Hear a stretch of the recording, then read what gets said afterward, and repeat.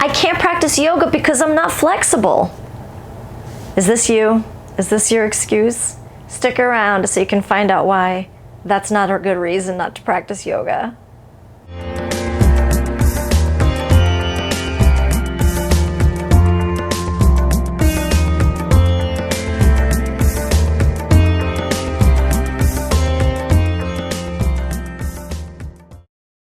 Hi there, I'm Spira. Welcome to my channel. I like to talk about yoga, teach yoga, and also teach other ways of self-care and self-healing.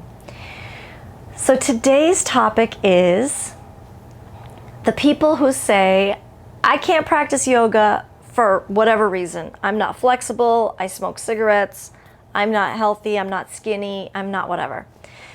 So first of all, cut all that crap out. That is ridiculous, and those are just excuses. No one needs to be flexible to practice yoga. And I blame a lot of this on Instagram and a lot of social media, because social media is inundated with thin white women. Now, if you think I'm a thin white woman, that's cool and all, but like, I'm, generalizing here.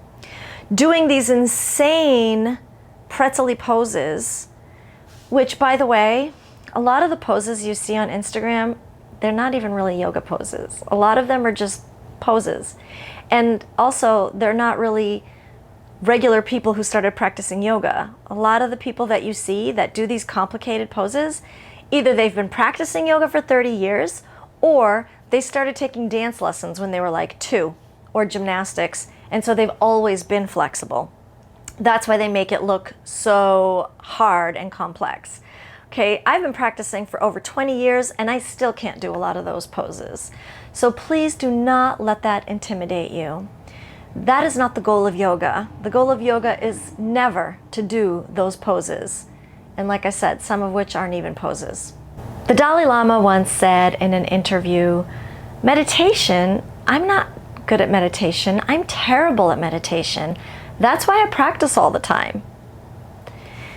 That really resonated with me, because it's the same for me in my yoga practice. And by the way, meditation is part of a yoga practice too.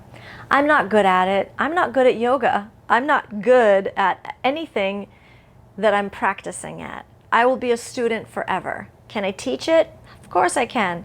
I can teach to people who don't know as much as I do. That's what all teachers do, right? A teacher is really just a person who's a little further down the path than you are, okay? Sometimes they can be a master and sometimes not. You don't even have to be a great master to be a great teacher. The converse is also true. You can be a master and be a terrible teacher. So let's just kind of keep everything in perspective here. The reason to practice yoga is to become more flexible. We practice yoga to maintain a full and healthy life. Yoga is not just asana. It's not just the physical practice. Yoga is also meditation, breath work, donating time to your community, which we call seva. There are a lot of different pieces to this, okay? So if you look into yoga as a full practice, there's so much more to it. It's a very rich, beautiful life philosophy that helps me a lot. And it's actually a lot like Buddhism, except that there is this physical part of it too. So please do not think, I can't practice yoga because I'm not flexible. Yeah, no shit.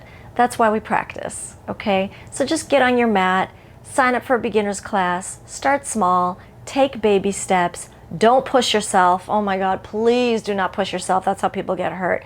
Do not try to keep up with other people. Think about just yourself. You're tuning in now, right? It's not a workout, it's a work in. You're gonna tune into yourself and what you're feeling.